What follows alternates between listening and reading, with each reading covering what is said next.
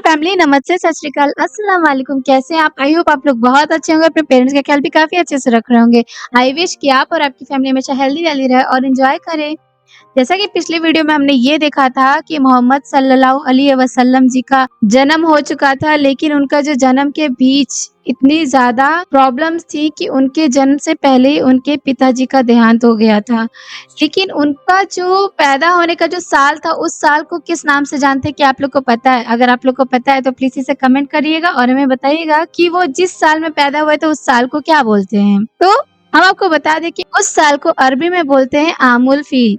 आमुल का क्या मतलब होता है वो आगे वीडियो में जानिएगा और फ़ील का क्या मतलब होता है वो भी वीडियो में जानिएगा। वीडियो को पूरा देखिएगा क्योंकि ये साल इतना ज़्यादा इम्पोर्टेंट है कि इस साल में कुछ ऐसी घटना देखने को मिली थी जो कि आमतौर पे किसी को भी कभी भी देखने को नहीं मिलती है।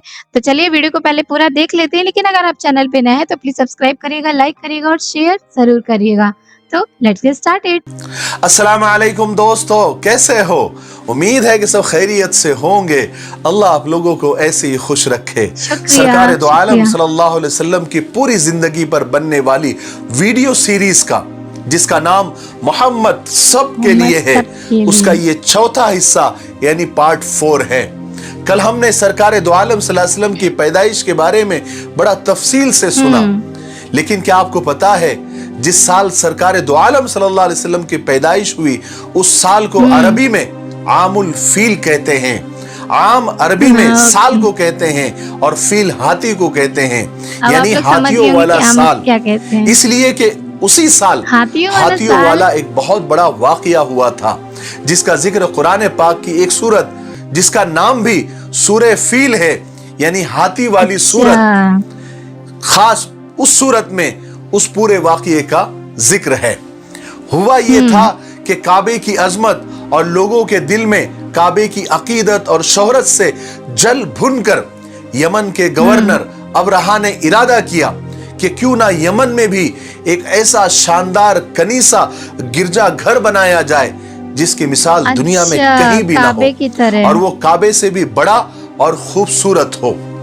इससे अबरहा का मकसद ये था कि यमन के जो अरब लोग हैं जो हज करने के लिए मक्का मुकर्रमा जाते हैं और वहां पर बैतुल्लाह यानी काबे का तवाफ करते हैं, वो लोग इस कनीसा की खूबसूरती, इसकी अजमत और इसकी शान और शौकत से इम्प्रेस और मरूब होकर काबा जाने के बजाय इस गिरजा घर में आने लगे और इसका तवाफ करने लगे। इसी ख्याल से उसने एक बहुत बड़ा आलीशान कनीसा और एक गिरजा घर तामीर किया।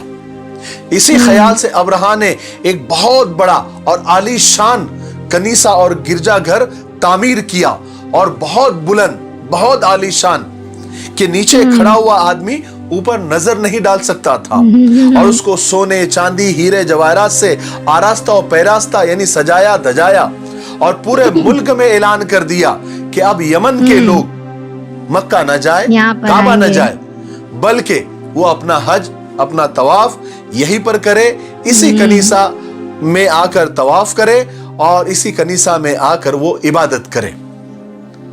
हालांकि अरब में बुत परस्ती गालिब आ गई थी, लोग बुतों की पूजा करते थे, अलग अलग कबीलों के अलग अलग बुत थे, मगर दीन इब्राहिम और काबे की अजमत और मोहब्बत उनके दिलों में पैवस्त थी, यानी बहुत ज्यादा थी। इसलिए कुरैश के कबीले के साथ साथ अरब में जितने भी कबीले थे सब के अंदर ये अबरहा का ऐलान सुनकर गम और गुस्से की एक लहर दौड़ गई।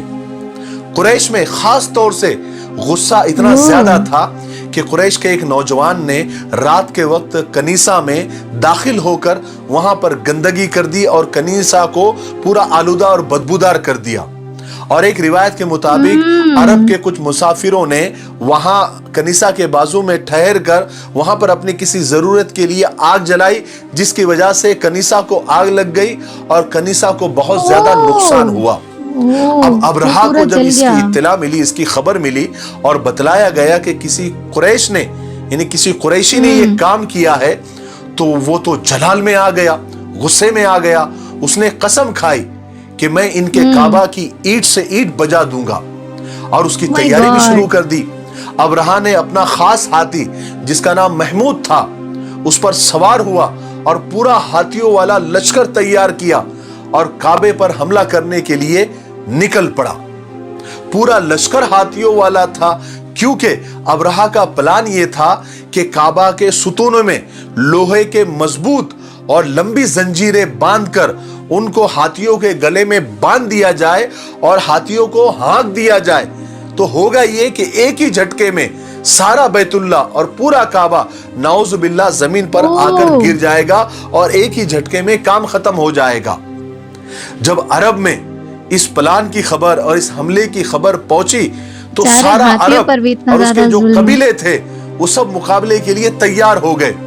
रास्ते में कुछ कबीलों ने अब्रहा का मुकाबला करने की कोशिश भी की, लेकिन इतने बड़े हाथियों के लश्कर के सामने वो नाकाम हो गए। फिर हुआ ये कि ये लश्कर मक्का के करीब एक जगह का नाम है मगमस, वहां पर पहुंच गया जहां पर कुरैश के ऊंट चर रहे थे। अब्रहा के लश्कर ने सबसे पहले उन पर हमला करके सारे ऊंटों को गिरफ्तार कर लिया, जिनमें से 200 ऊंट सरकार दो आलम सल्लल्लाहु अलैहि वसल्लम के दादा अब्दुल मुत्तलिब के भी थे। अब्रहा ने यहां पहुंचकर अपना जो सफीर होता है, अपना जो दूत होता है जिसका नाम हन्नाता हमीरी था, उसको मक्का शहर में भेजा और कहा कि जाओ कुरैश के सरदारों को जाकर इत्तला करो, उनको खबर करो, उनको वार्निंग दो कि अब्रहा और हम लोग तुमसे जंग करने के लिए नहीं आए हैं। हमारा मकसद सिर्फ काबे को गिराना है, काबे को ढाना है। अगर तुम उसमें रुकावट बनते हो तो फिर तुम्हें भी नुकसान होगा, इसका हम जिम्मेदार नहीं होंगे। हन्नाता हमीरी जो कि अब्रहा का सफीर था, जब मक्का में दाखिल हुआ तो सब ने अब्दुल मुत्तलिब का पता दिया, क्योंकि वही कुरैश के सबसे बड़े सरदार थे। तो हन्नाता हमीरी ने अब्दुल मुत्तलिब से गुफ्तगू की और अब्रहा का पैगाम पहुंचाया। तो एक रिवायत के मुताबिक अब्दुल मुत्तलिब ने जो जवाब दिया वो ये था कि अब्रहा से जाकर कहो कि हम भी तुमसे कोई जंग का इरादा नहीं रखते और ना हमारे पास इतनी ताकत है कि तुम्हारे हाथियों वाले लश्कर से हम मुकाबला कर सकें। अलबत्ता मैं इतना बताए देता हूँ कि जिस घर को तुम ढाने के लिए आए हो, गिराने के लिए आए हो, ये अल्लाह का घर है और उसके खलील इब्राहिम अलैहिस्सलाम का बनाया हुआ है और अल्लाह खुद उसकी हिफाजत का जिम्मेदार है। अगर तुम लोग अल्लाह से जंग का इरादा रखते हो तो फिर तुम जो चाहे वो करो, फिर आगे ये भी देख लेना कि अल्लाह ताला तुम्हारे साथ क्या मामला करते क्या हैं, करेगा। तो हन्नाता हमीरी की तो बात समझ में आ गई। तो उसने कहा अब्दुल मुत्तलिब से कि आप एक काम करें, आप मेरे साथ चले, मैं आपको अब्रहा बादशाह से मिलाता हूं, आप जो भी है सामने आमने बैठकर बात करें। तो अब्दुल मुत्तलिब ने कहा ठीक है। दोनों मिलकर अब्रहा के पास गए। अब्रहा ने जब अब्दुल मुत्तलिब को देखा, बिल्कुल ऊंचे पूरे बड़े वजीह आदमी थे, यानी बारोब आदमी थे। वो देखकर, यानी अब्दुल मुत्तलिब को देखकर वो इतना मुतासिर हुआ कि अपने तख्त से नीचे उतर गया और अब्दुल मुत्तलिब को अपने बराबर बिठाया और बड़े अदब के साथ पूछा कि आप किस मकसद से और किस गर्ज से आए हैं। हालांकि एक रिवायत के मुताबिक अब्रहा के दिल में यह था कि अब्दुल मुत्तलिब गिड़गिड़ाएंगे, मिन्नतें करेंगे और हाथ जोड़ेंगे और कहेंगे कि आप काबे को ना गिराए, हम आपसे माफी चाहते हैं, या तो फिर आपको जो चाहिए, जो पैसा वगैरह जो चाहिए हम देने को तैयार है। या अब्रहा के दिल में ये भी एक बात थी समझौते वाली कि ऐसा समझौता कुछ अब्दुल मुत्तलिब के साथ बैठकर हो जाए कि ठीक है हम काबे को नहीं गिराते हैं, एक काम करते हैं कि एक साल यहाँ मक्का में हज करेंगे और एक साल यमन आकर कनीसा के पास हज करेंगे, एक साल यहाँ एक साल वहां। ऐसे अब्रहा के दिल में था। लेकिन अब्दुल मुत्तलिब ने बिल्कुल ऐसा जवाब दिया कि अब्रहा का सर चकरा गया। अब्दुल मुत्तलिब ने कहा कि मैं सिर्फ इस मकसद से आया हूं, मेरी जरूरत सिर्फ इतनी है कि मेरे ऊंट जो आपके लश्कर ने गिरफ्तार किए हैं, बस आप उन्हें छोड़ दे, मुझे और कुछ नहीं कहना है। अब्रहा तो जैसे ढीला पड़ गया, उसका जो समझौते का प्लान था वो तो सारा चकनाचूर हो गया। तो अब्रहा ने दिल में गुस्सा दबाते हुए जनाब अब्दुल मुत्तलिब से कहा कि मैंने आपको जब पहली बार देखा तो मेरे दिल में आपके लिए बड़ी इज्जत, बड़ी वक़्त हुई थी, मगर अभी आपने जो बात की ना उससे आपकी पूरी इज्जत खत्म हो गई। मेरी नजर में आप गिर गए। आपको सिर्फ अपने 200 ऊंटों की फिक्र है, जबकि आपको मालूम है कि आपका काबा जो कि आपका दीन है, मैं उसको गिराने, उसको ढाने के लिए आया हूं, और उसके बारे में आपने एक भी बात नहीं की, जरा सी भी गुफ्तगू नहीं की। तो अब्दुल मुत्तलिब ने बड़े इत्मीनान के साथ जवाब दिया कि देखिए, ऊंटों का मालिक तो मैं हूं, इसलिए मुझे उनकी फिक्र है, मैं इसलिए आपके पास आया हूं।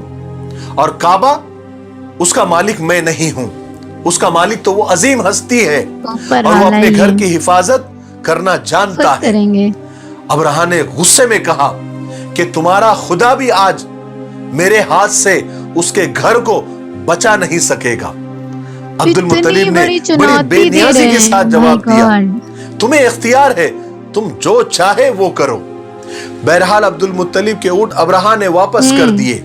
अब्दुल मुत्तलिब अपने ऊंटों को वापस लेकर मक्का तो आ गए, लेकिन काबे के दरवाजे की जंजीरों को पकड़कर दुआ में मशगूल हो गए। साथ में कुरैश की एक बहुत बड़ी जमात थी। सबने अल्लाह से दुआएं की कि ए अल्लाह, इस अब्रहा के अजीम लश्कर का और इतने बड़े लश्कर का मुकाबला हमारे बस में नहीं है। ये अल्लाह, तू अपने घर की हिफाजत का इंतजाम तू खुद फरमा। दुआ करने के बाद अब्दुल मुत्तलिब और सारे लोग पहाड़ों पर और अलग अलग जगह पर फैल गए, क्योंकि उनको यकीन था कि इस लश्कर के ऊपर अल्लाह का अजाब जरूर आएगा।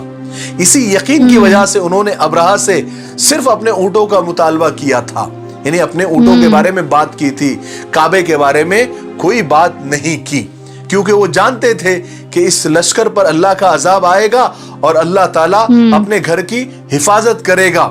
और ये जो दुश्मन की ताकत बता रहा है, जो ताकत शो कर रहा है, जो हाथियों वाला लश्कर लेकर आया है, अल्लाह तबारक व तआला उसके इरादे को और उसके अज़ाइम को खाक में मिलाकर रख देगा। बहरहाल सुबह हुई तो अब्रहा ने अपने लश्कर को तैयार होने का हुक्म दिया कि चलो आज बैतुल्लाह पर चढ़ाई करनी है, उसको ढाना है, उसको गिराना है, वक्त आ गया है। सब अपने अपने तैयारी में लग गए। अब्रहा अपने खास हाथी के पास आया और उसको उठाने लगा, लेकिन हाथी है कि उठने को तैयार ही नहीं। उसको सारे दरबानों ने मिलकर उठाना चाहा, लेकिन हाथी है कि टस से मस हो ही नहीं रहा। वो बिल्कुल पत्थर बनकर जमीन पर जम गया। बड़े बड़े लोहे के नेजों से उसको मारा गया, मगर हाथी ने उसकी परवाह नहीं की।